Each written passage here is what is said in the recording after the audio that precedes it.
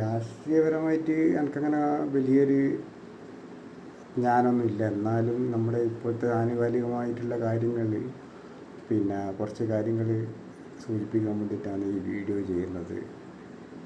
എന്ന് വെച്ച് കഴിഞ്ഞാൽ പിന്നെ നമ്മളിപ്പം മാധ്യമങ്ങളിലൂടെയെല്ലാം വായിക്കുന്നതും കേൾക്കുന്നതുമായിട്ടുള്ള കാര്യങ്ങളിൽ ഉള്ള അറിവ് വെച്ചിട്ട് പറയുന്നതാണ്. അപ്പോൾ ഞാൻ ഒരു രാഷ്ട്രീയ കക്ഷിയിലും പെട്ട ആളല്ല. പക്ഷേ നല്ലത് കണ്ടാൽ അതിനെ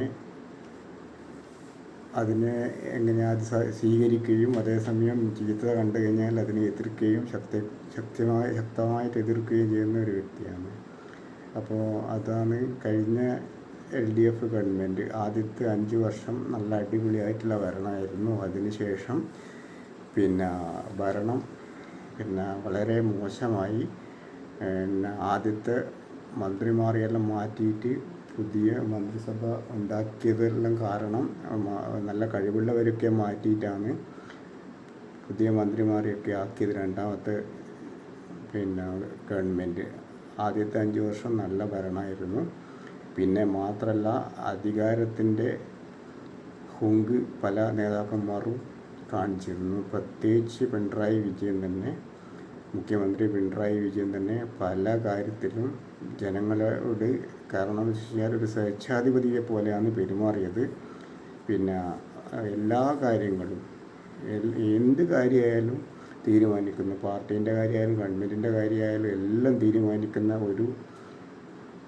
ഒരു സ്വേച്ഛാധിപതിയായിട്ടാണ് പിണറായി വിജയൻ ഉണ്ടായിരുന്നത്. അപ്പോൾ എന്ന് വെച്ച് കഴിഞ്ഞാൽ പിണറായി വിജയന് മുകളിൽ പോളിറ്റ് ബ്യൂറോ അതുപോലെ മറ്റുള്ള ഒരു കാര്യങ്ങൾക്കും വിലയുണ്ടായിരുന്നില്ല. അതുപോലെ ഒരു നേതാക്കന്മാർക്കും കേരളത്തിൻ്റെ പാർട്ടി സെക്രട്ടറിക്കോ അല്ലെങ്കിൽ ഓൾ ഇന്ത്യ തരത്തിലുള്ള പാർട്ടി സെക്രട്ടറിക്കോ യാതൊരു വിലയും ഉണ്ടായിരുന്നില്ല. എല്ലാം നിയന്ത്രിച്ചുകൊണ്ടിരിക്കുന്നത് പിണറായി വിജയനായിരുന്നു.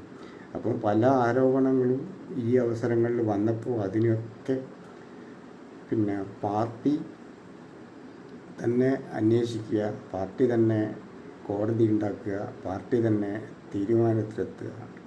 അതൊക്കെയാണ് ഏറ്റവും വലിയ ഒരു പരാജയ കാരണം. എന്താ വെച്ച് കഴിഞ്ഞാൽ നമ്മളിപ്പോൾ തെറ്റ് സംഭവിച്ചു കഴിഞ്ഞാൽ, നിയമലംഘനം നടത്തിക്കഴിഞ്ഞാൽ, നിയമവിരുദ്ധമായ കാര്യങ്ങൾ ചെയ്തു കഴിഞ്ഞാൽ അത് നിയമത്തിന് വിട്ടുകൊടുക്കണം. അതിന് പകരം പാർട്ടി അന്വേഷണ കമ്മീഷൻ, പാർട്ടി കോടതി എന്നൊക്കെ പറഞ്ഞിട്ടുള്ള ഒരു രീതി ഉണ്ടല്ലോ, അത് ജനങ്ങൾക്കൊരിക്കലും ദഹിക്കാത്ത കാര്യങ്ങളാണ്. ഈ പയ്യന്നൂരിലെ ഫണ്ട് തട്ടിപ്പ്, ധൻരാജ് ഫണ്ട് തട്ടിപ്പ് എന്ന് വെച്ച് കഴിഞ്ഞാൽ അത് പുറത്ത് വന്ന സ്ഥിതിക്ക് ജനങ്ങളെ ബോധ്യപ്പെടുത്തേണ്ട ഉത്തരവാദിത്വം പാർട്ടിക്കുണ്ടായിരുന്നു. അപ്പം പാർട്ടി ജില്ലാ സെക്രട്ടറിയൊക്കെ പറഞ്ഞതെന്ന് വെച്ചാൽ പൊതുജനങ്ങളോട് നമുക്ക് ഇതിൻ്റെ കണക്ക് പറയേണ്ട ആവശ്യമില്ല എന്നാണ്. പൊതുജനങ്ങളോട് പറയേണ്ട ആവശ്യമില്ല, ബഹുജനങ്ങളോട് പറയാൻ തയ്യാറാണെന്ന്. ബഹുജനങ്ങളും പൊതുജനങ്ങളും എന്തിനാന്ന് കറക്റ്റ് അറിയാതെ ഒരു ജില്ലാ സെക്രട്ടറിയാണ് നമ്മളെ KK രാഗേഷ്. അദ്ദേഹത്തിൻ്റെ പല പ്രവർത്തനങ്ങളും പല രീതിയിലുള്ള സ്റ്റേറ്റ്മെൻറ്റ്സും പാർട്ടിക്ക് വളരെ ദോഷം ചെയ്തു. അതുപോലെ തന്നെ ശ്യാമള ടീച്ചറെ തിരഞ്ഞെടുപ്പിന് മത്സരിപ്പിക്കാൻ തീരുമാനിച്ചത്, അത് വലിയൊരു പ്രശ്നം പാർട്ടി അണികൾക്കിടയിൽ തന്നെ ഉണ്ടായി. അപ്പോൾ എന്ന് വെച്ച് കഴിഞ്ഞാൽ ഇപ്പോൾ തോൽവിക്ക് കാരണമെന്ന് പറഞ്ഞിട്ട് കണ്ടെത്തിയ കാരണങ്ങൾ ഒന്നും തന്നെ ശരിയല്ല. കാരണം എന്ന് വെച്ച് കഴിഞ്ഞാൽ താഴേക്കിടയിൽ ആണ് തെറ്റുകൾ സംഭവിച്ചതെന്നാണ് പാർട്ടി കണ്ടെത്തിയത്. പക്ഷേങ്കിൽ പിണറായി വിജയനും അതുപോലെ MP ഗോവിന്ദനും അതുപോലെ KK രാഗേഷ് അതുപോലെ സ്വരാജിനെ ഞാൻ എന്തുകൊണ്ട് പറഞ്ഞു വെച്ച് കഴിഞ്ഞാൽ, സ്വരാജ് എപ്പോഴും സംസാരിച്ചുകൊണ്ടിരിക്കുന്നത് രാജ്യത്തിനെതിരായിട്ടും അതുപോലെ തന്നെ ഹിന്ദുക്കൾക്കെതിരായിട്ടും വന്ന് സംസാരിക്കാറ്. കാരണം അയ്യപ്പൻ്റെ ശബരിമലയുടെ പ്രശ്നത്തിൽ എല്ലാം എന്ന് വെച്ച് കഴിഞ്ഞാൽ ജനങ്ങൾക്കെതിരായിട്ട് ഹിന്ദുക്കൾക്കെതിരായിട്ട് സംസാരിച്ചുകൊണ്ട് വേണ്ടാണ് ഒരിക്കലും ഹിന്ദുക്കളെ വോട്ട് അത്രയും ഈ ഇടതുപക്ഷത്തിലും കമ്മ്യൂണിസത്തിലും വിശ്വസിക്കുന്ന ആൾക്കാർ മാത്രമേ സ്വരാജിന് വോട്ട് കൊടുക്കൂ. കാരണം എന്ന് വെച്ച് കഴിഞ്ഞാൽ ദൈവവിശ്വാസികളായ ഹിന്ദുക്കൾ ഒരിക്കലും സ്വരാജിന് വോട്ട് കൊടുക്കില്ല. അങ്ങനെയാണ് സ്വരാജ് 2 തവണ മത്സരിച്ച് തോക്കാൻ കാരണം. അപ്പോൾ ഇതിന് സ്വരാജിന് ജനപ്രീതിയില്ല. മാത്രമല്ല ഇന്ത്യ ഈ നമ്മളെ ഈ ഈ ഭീകരാക്രമണം നടത്തിയ സമയത്ത്, ഇന്ത്യക്കെതിരായിട്ട് ഭീകരാക്രമണം ഭീകര സംഘടനകൾ നടത്തിയ സമയത്ത് നടത്തിയത് നമ്മൾ തിരിച്ചടിച്ചപ്പോഴൊക്കെ അതിനെതിരെ വരെ സംസാരിച്ച ഒരാളാണ് എം സ്വരാജ്. അപ്പോൾ എന്ന് വെച്ചാൽ രാജ്യത്തിന് എതിരാണ് അയാൾ. അപ്പോൾ അതുകൊണ്ട് എന്ന് വെച്ചാൽ അങ്ങനെയുള്ള ആൾക്കാർ, അതുപോലെ തന്നെ മന്ത്രിമാരിൽ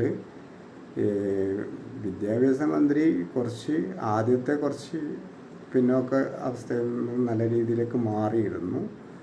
പക്ഷേങ്കിൽ മറ്റുള്ള മന്ത്രിമാർ ഒക്കെ എന്ന് വെച്ച് കഴിഞ്ഞാൽ വളരെ മോശം പ്രകടനമാണ് കാഴ്ചവെച്ചത്. അപ്പോൾ എന്ന് വെച്ച് കഴിഞ്ഞാൽ സ്കൂളുകൾ, ആശുപത്രികൾ, റോഡുകൾ മാത്രമല്ല നമ്മുടെ വികസനത്തിൻ്റെ തോത് നിശ്ചയിക്കുന്നത്. സ്കൂളുകൾ ഉണ്ടാക്കിയതുകൊണ്ട്, വലിയ ബിൽഡിങ്ങുകൾ ഉണ്ടാക്കിക്കൊണ്ട് മാത്രം കാര്യമില്ല, സൗകര്യങ്ങൾ വേണം. ആശുപത്രികളും അതുപോലെ തന്നെ വലിയ ബിൽഡിംഗ് ഉണ്ടാക്കിയെടുത്തിട്ട് കൊണ്ടുപോകാൻ മാത്രം കാര്യമില്ല, അതിന് മാത്രമുള്ള സൗകര്യങ്ങൾ അവിടെ ഏർപ്പെടുത്തണം. അത് ജനങ്ങൾക്ക് കിട്ടുന്നുണ്ടെന്നുള്ള ഉറപ്പ് വരുത്തുകയും വേണം. കാരണം എൻ്റെ അനുഭവം വെച്ചിട്ടാണ് ഞാൻ പറയുന്നത്. എന്ന് വെച്ചാൽ ഗവൺമെൻറ് ആശുപത്രികളിലും ഗവൺമെൻറ് മെഡിക്കൽ കോളേജിലൊക്കെ പോയിട്ട് അവിടുന്ന് ഉള്ള ദുരനുഭവം വെച്ചിട്ടാണ് പറയുന്നത്. വെറുതെ ആശുപത്രികളുണ്ട്, പിന്നെ വലിയ വലിയ ആശുപത്രികളുണ്ട്, നമ്മൾ ലോകത്തിന് മാതൃകയാണ് എന്ന് സ്വയം പറയുന്നതല്ല അതിൻ്റെ ശരി. എന്ന് വെച്ചാൽ ലോകത്തിന് മാതൃകയാണെന്ന് പറയുന്നത് അത് നമ്മൾ സ്വയം പറയുന്നതാണ്. പിന്നെ രാജ്യത്ത് ഒന്നാമതെന്ന് പറയുന്നത് വെച്ച് കഴിഞ്ഞാൽ ബാക്കിയുള്ള എല്ലാ സ്റ്റേറ്റും വളരെ ദയനീയമാണ്. അതുകൊണ്ടാണ് രാജ്യത്ത് ഒന്നാമതാകുന്നത്. അല്ലാണ്ട് നമുക്ക് എന്തെങ്കിലും വലിയൊരു കഴിവ് ഉണ്ടതായിട്ട് കാണേണ്ട ആവശ്യമില്ല. അതാണ് പറയാനുള്ളത്. അതെന്ന് വെച്ച് കഴിഞ്ഞാൽ അതൊക്കെ പിന്നെ ശബരിമല വേണ്ടിയിട്ടുള്ള ഒരു ഇത് സംഘടിപ്പിച്ചല്ലോ, അയ്യപ്പ സംഘം എന്ന് പറയുന്നത് വെച്ച് കഴിഞ്ഞാൽ സംഘടിപ്പിച്ചത് ഗവൺമെൻറ്റിനാണെന്നുള്ള 100% എല്ലാവർക്കും അറിയുന്നു. എന്നിട്ട് എന്താ പറയുന്നത് വെച്ച് കഴിഞ്ഞാൽ അത് ദേവസ്വം ബോർഡാണ് സംഘടിപ്പിച്ചതെന്ന്.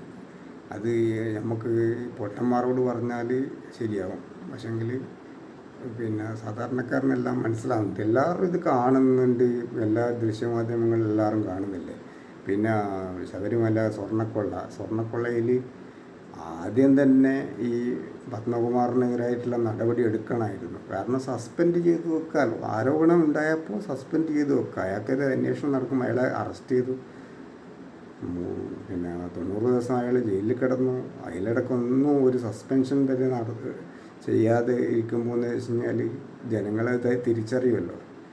കാരണം പാർട്ടി നടപടി എന്ന് പറഞ്ഞു കഴിഞ്ഞാൽ പുറത്താക്കുന്നത് ശരിയാണ്, പുറത്താക്കണമെന്ന് നമ്മൾ പറയില്ല, സസ്പെൻഡ് ചെയ്ത് അവിടെ വെക്കുക. എന്നിട്ട് കുറ്റപത്രമൊക്കെ വന്നിട്ട് അയാൾ പൂർണ്ണമായിട്ട് കുറ്റക്കാരനാണെന്ന് കരുതി കഴിഞ്ഞാൽ പുറത്താക്കുക. ആ സസ്പെൻഷൻ എടുത്തിട്ടുണ്ടെങ്കിൽ തന്നെ ജനങ്ങൾക്കൊരു പാർട്ടിയോടൊരു വിശ്വാസ്യത ഉണ്ടാകുമായിരുന്നു. പക്ഷേങ്കിൽ അതിനെല്ലാം എന്ന് വെച്ച് കഴിഞ്ഞാൽ എതിരായിട്ടാണ് നിന്നത്. നമ്മൾ ജനങ്ങൾക്ക് മീതെയാണ് പാർട്ടി എന്ന ഒരു ചിന്താഗതി, അതാണ് പറ്റിയത്.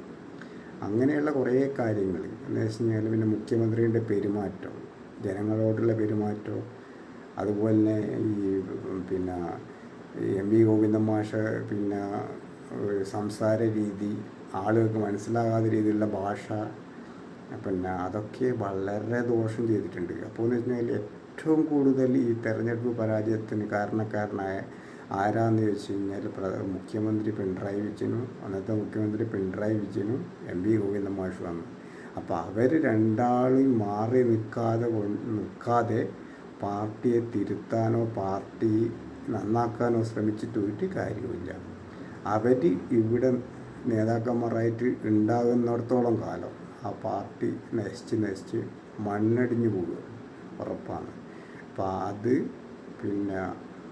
അതുകൊണ്ടെന്ന് വെച്ച് കഴിഞ്ഞാൽ മാത്രമല്ല പിണറായി വിജയൻ എന്ന് വെച്ച് കഴിഞ്ഞാൽ ഈ പ്രതിപക്ഷ നേതാവാകാനേ പാടില്ലായിരുന്നു. കാരണം വെച്ച് കഴിഞ്ഞാൽ ഒരു വലിയ തോൽവി, ഒരു ഗവൺമെൻറ്റിൻ്റെ തോൽവിയാണ്.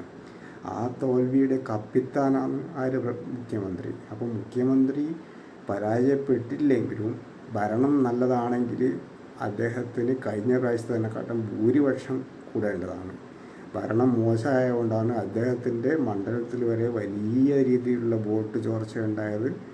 സ്വന്തം പാർട്ടിക്കാർ തന്നെയാണ് വോട്ട് മറ്റുള്ള പാർട്ടിക്ക് കൊടുത്തിട്ടുള്ളത്. അപ്പോൾ എന്ന് വെച്ച് കഴിഞ്ഞാൽ മുഖ്യമന്ത്രി ആ സ്ഥാനത്തിരിക്കാൻ ഒട്ടും യോഗ്യനായിരുന്നില്ല. അദ്ദേഹത്തിന് ഏറ്റവും നല്ലത് പാർട്ടിയിലെ ഒരു ഉപദേശകനായിട്ട് മാത്രം ഇരിക്കുന്നതായിരുന്നല്ല. 82 വയസ്സുണ്ടായിരുന്നു അദ്ദേഹത്തിന്. യുവാക്കൾക്ക് സ്ഥാനങ്ങൾ കൈമാറാൻ ഒരിക്കലും താല്പര്യപ്പെടാത്ത ഒരാളാണ്, അധികാരമോഹിയാണ്. അപ്പോൾ എന്ന് വെച്ച് കഴിഞ്ഞാൽ അദ്ദേഹത്തിന് ശേഷം പ്രളയം എന്ന ഒരു ചിന്താഗതിയാണ് അദ്ദേഹത്തിനുള്ളത്. അതുപോലെയാണ് അദ്ദേഹത്തെ പേടിച്ചിട്ടാണ് എല്ലാ നേതാക്കന്മാരും അണികളും എല്ലാം നിൽക്കുന്നത്. അദ്ദേഹത്തിനെതിരെ ശബ്ദിക്കാൻ ആരും തയ്യാറല്ല. അപ്പോൾ എന്ന് വെച്ചാൽ അദ്ദേഹത്തിനെതിരെ ശബ്ദിക്കുന്ന നമ്മളെപ്പോലെയുള്ള സാധാരണക്കാരനെ ഏതൊക്കെ രീതിയിൽ ഇല്ലായ്മ ചെയ്യുക. കാരണം വെച്ച് കഴിഞ്ഞാൽ സാമൂഹ്യ മാധ്യമങ്ങളിലായാലും അതുപോലെ തന്നെ നേരിട്ടായാലും കായികപരമായിട്ടും എങ്ങനെയാണ് കൈകാര്യം ചെയ്യാൻ പറ്റുക എന്ന് ഇപ്പോഴും ശ്രമിച്ചുകൊണ്ടിരിക്കുകയാണ് ജനങ്ങൾ, പാർട്ടിക്കാർ. അപ്പോൾ എന്ന് വെച്ചാൽ പല ആൾക്കാരും കാരണം തെറ്റ് മനസ്സിലാകുന്നില്ല. അതാണ് മുമ്പേ എല്ലാവരും പറയുന്നൊരു ഘടകങ്ങളുണ്ട്. ഒരു പാർട്ടിക്കൊരു തെറ്റ് മനസ്സിലാക്കണ്ടെങ്കിലും 30 വർഷങ്ങളും എടുക്കുമെന്നുള്ളത്. അതിൻ്റെ കാലാവധി കുറച്ച് കുറഞ്ഞിട്ടുണ്ട്. കാരണം 30 എന്നുള്ളത് ഒരു 10 വർഷങ്ങളായിട്ട് കുറഞ്ഞിട്ടുണ്ട്. അപ്പോൾ എന്ന് വെച്ചാൽ തെറ്റ് തിരുത്താൻ 10 വർഷം വരെ എടുക്കുന്നൊരു അവസ്ഥ കാണുന്നുണ്ട് എന്ത് കാര്യത്തിലായാലും. പക്ഷേങ്കിൽ ഈ ഒരു കാര്യത്തിൽ ഇതുവരെ ആർക്കും തെറ്റ് മനസ്സിലായിട്ടില്ല.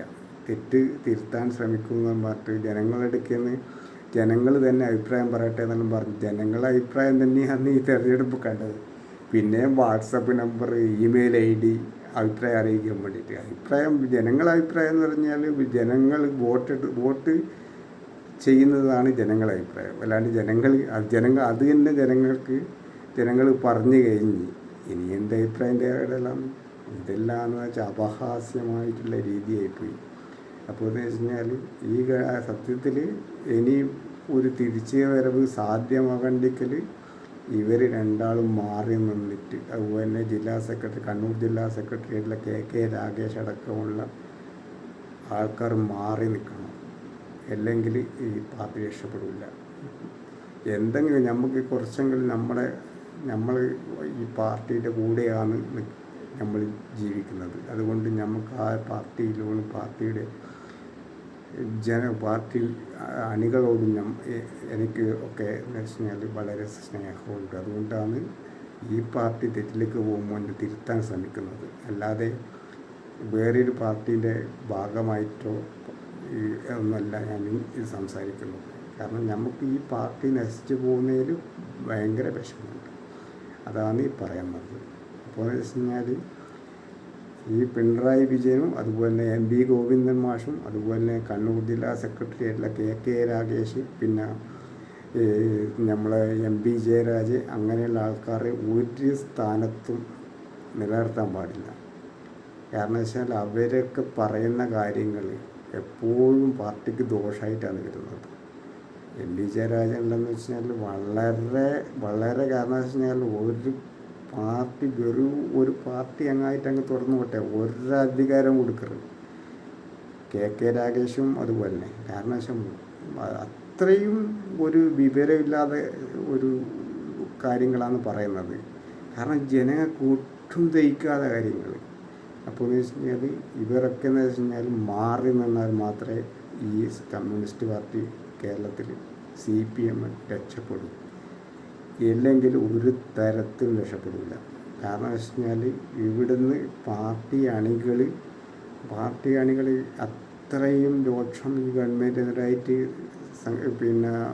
കാണിച്ചു എന്നതല്ലേ. കാരണം വെച്ചാൽ 10% വോട്ടാണ് കുറഞ്ഞത്. 10%-ൽ 5% വോട്ട് നിഷ്പക്ഷ ആൾക്കാരുടെയും 5% വോട്ട് സ്വന്തം പാർട്ടിയുടെയാണ്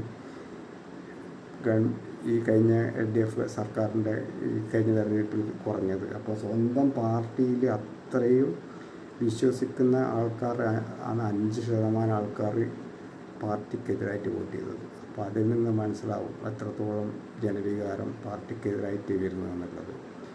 നിങ്ങൾ പല ആൾക്കാരും പറയൂ പിന്നെ BJP ആയിട്ട് ചേർന്നിട്ട് VD സതീശൻ പിന്നെ തിരഞ്ഞെടുപ്പിൽ പിന്നെ കൃത്രിമം കാണിച്ചു, പിന്നെ അതുപോലെ തന്നെ ഡീലുണ്ടായിരുന്നു, പിന്നെ അതുപോലെ തന്നെ പിന്നെ വർഗീയ ധ്രുവീകരണം ഉണ്ടായി എന്നൊക്കെ പറഞ്ഞിട്ട് നിങ്ങൾ രക്ഷപ്പെടാൻ ശ്രമിക്കൂ. അന്നേരം ചോദിക്കട്ടെ, ഈ നമ്മുടെ തന്നെ വോട്ട് എവിടെ പോയി?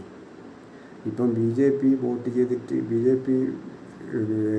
UDF വോട്ട് ചെയ്ത് മറിച്ചിട്ട് UDF ജയിച്ചു എന്ന് പറയുന്നത്. അപ്പോൾ ആ സ്ഥലത്ത് LDF വോട്ട് എങ്ങനെ കുറഞ്ഞു? അതെന്താ ആരും പറയാത്തത്? BJP കോൺഗ്രസ്സിന് ചെയ്തിട്ടാണെങ്കിൽ UDF ചെയ്തിട്ടാണെങ്കിൽ ജയിച്ചതെങ്കിൽ എങ്ങനെ LDF വോട്ട് അവിടെ കുറയുന്നു? അപ്പോൾ എന്താ വെച്ചാൽ നമ്മൾ കണക്കുകളും കാര്യങ്ങളും എല്ലാം നോക്കുമ്പോൾ ഈ BJP ജയിച്ച 3 സ്ഥലങ്ങളിലും അതുപോലെ തന്നെ UDF ജയിച്ച സ്ഥലങ്ങളിലെല്ലാം BJPക്ക് വോട്ട് കൂടിയിട്ടുണ്ട്, അതുപോലെ UDF വോട്ട് കൂടിയിട്ടുണ്ട്. വോട്ടൊക്കെ കുറഞ്ഞത് കംപ്ലീറ്റ് LDF-ൻ്റെയാണ്. അന്നേരം എങ്ങനെയാണ് പറയുക? എങ്ങനെയാണ് ആ കാര്യം? കാരണം അവർ തമ്മിൽ ധാരണയുണ്ടാക്കി എന്ന് പറയുമ്പോൾ എന്തർത്ഥമുള്ളത്? അപ്പോൾ എന്ന് വെച്ച് കഴിഞ്ഞാൽ തിരുവനന്തപുരത്തും പിന്നെ കൊല്ലത്തുമൊക്കെ 3 മണ്ഡലങ്ങളിൽ BJP ജയിച്ച സ്ഥലങ്ങളിൽ UDF വോട്ടല്ല കുറഞ്ഞത്, LDF വോട്ടാണ് കുറഞ്ഞത്. അപ്പോൾ ആ ഡീലാര് തമ്മിലാണ് ഉണ്ടാക്കിയത്? ഡീലുണ്ടാക്കിയെന്നൊന്നും എന്നെപ്പോലെ ആൾക്കാർ പറയില്ല. കാരണം എന്ന് വെച്ച് കഴിഞ്ഞാൽ LDF അതൃപ്തരായിട്ടുള്ള പിന്നെ CPM അനുഭാവികൾ BJPക്ക് വോട്ട് മറിച്ചു കൊടുത്തു, UDF മറിച്ചു കൊടുത്തു. അപ്പോൾ UDF ആ 3 സ്ഥലങ്ങളിൽ BJP ജയിച്ചതെന്ന് വെച്ചാൽ പിന്നെ അതെന്ന് വെച്ച് കഴിഞ്ഞാൽ സത്യത്തിൽ CPM വോട്ട് കൊണ്ടാണ് ജയിച്ചിട്ടുള്ളത്, LDF വോട്ട് കൊണ്ട്. അല്ലാണ്ട് BJPക്ക് വോട്ട് കൂടിയൊന്നുമല്ല. അന്നേരം ഡീല് എന്നൊക്കെ പറഞ്ഞിട്ട് അത് ജനങ്ങളെ വെറുതെ പറഞ്ഞ് തെറ്റിദ്ധരിപ്പിക്കലും അതൊന്നും ജനങ്ങളിപ്പോൾ അത് ഉൾക്കൊള്ളില്ല. ജനങ്ങൾക്കെല്ലാം മനസ്സിലാവും. എല്ലാവരും ദൃശ്യമാധ്യമങ്ങളും എല്ലാം പത്രങ്ങളും എല്ലാം കൃത്യമായിട്ട് വായിക്കുന്ന ആൾക്കാരാണ്. അതിലൂടെയാണ് നമുക്ക് അറിവ് കിട്ടുന്നത്. അല്ലാണ്ട് നമ്മളെന്താ ഇപ്പം തിരുവനന്തപുരത്ത് പോയി നോക്കുന്നു, അല്ലെങ്കിൽ മറ്റുള്ള സംസ്ഥാനങ്ങളിൽ പോയി നോക്കിയിട്ടൊന്നല്ലാതെ നമുക്കിതൊന്നും പറയുന്നത്. നമുക്ക് മറ്റുള്ള സംസ്ഥാനങ്ങളെ പറ്റിയൊന്നും അറിയില്ല. പക്ഷെങ്കിൽ നിങ്ങളെല്ലാം ഈ സാമൂഹ്യ മാധ്യമങ്ങളിലായാലും മറ്റുള്ള കാര്യങ്ങളിലായാലും നിങ്ങൾ വലിയ അവധാനത്തോടു കൂടി സംസാരിക്കുന്നത് കേൾക്കാം. കാരണം എന്ന് വെച്ച് കഴിഞ്ഞാൽ അത് ആടെ അങ്ങനെയാണ്, ഇവിടെ എങ്ങനെയാണ്, നമുക്ക് ഇവിടെ അങ്ങനെയാണെന്ന് പറഞ്ഞിട്ട് സംസാരിക്കുന്നത് കേൾക്കാം. പക്ഷേ അറിവുണ്ടായെങ്കിൽ മാത്രമേ സംസാരിക്കൂ. അതിനെപ്പറ്റി നല്ലൊരു ധാരണ ഉണ്ടെങ്കിലേ സംസാരിക്കാവൂ. അതുപോലെ തന്നെ UDF കാര്യത്തിൽ ഇപ്പോൾ UDF അധികാരത്തിൽ വന്നപ്പോൾ VD സതീശനെ വലിയൊരു പ്രതീക്ഷയോടുകൂടിയാണ് ഞാൻ VD സതീശൻ വരണം. കാരണം ആദ്യം മുതലേ എത്രയോ കാലം മുമ്പേ VD സതീശനെ എനിക്ക് ഭയങ്കര ഇഷ്ടമായിരുന്നു. കോൺഗ്രസ്സിലെ മറ്റുള്ള നേതാക്കന്മാരെ ആരും അത്ര താല്പര്യമൊന്നും ഉണ്ടായിരുന്നില്ല. കോൺഗ്രസ് പാർട്ടിയോട് എനിക്ക് വലിയ താല്പര്യമൊന്നും ഉണ്ടായിരുന്നില്ല. അപ്പോൾ എന്താ വെച്ചാൽ VD സതീശനെ ഞാൻ വേർതിരിച്ച് കണ്ട ഒരാളാണ്. അപ്പോൾ എന്ന് വെച്ച് കഴിഞ്ഞാൽ അദ്ദേഹം മുഖ്യമന്ത്രി വന്നപ്പോൾ എനിക്ക് ഭയങ്കരമായിട്ട് ഇഷ്ടപ്പെട്ടു.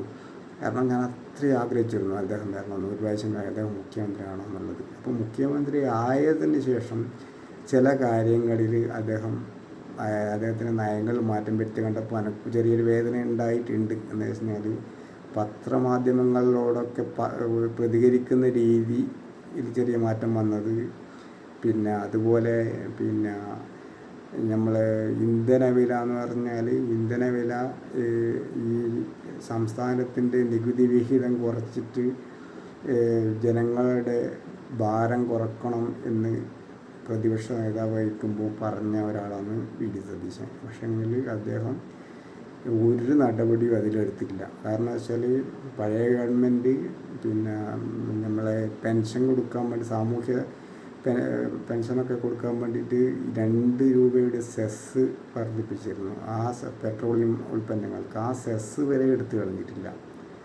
അപ്പോൾ അതുപോലും എടുത്തു കളയാൻ ശ്രമിച്ചിട്ടില്ല. കാരണം ഇപ്പം പറഞ്ഞതെന്ന് വെച്ചാൽ ഈ ഡീസലും പെട്രോളും ദിവസം വർദ്ധിച്ചുകൊണ്ടിരിക്കുകയാണ് പൈസ.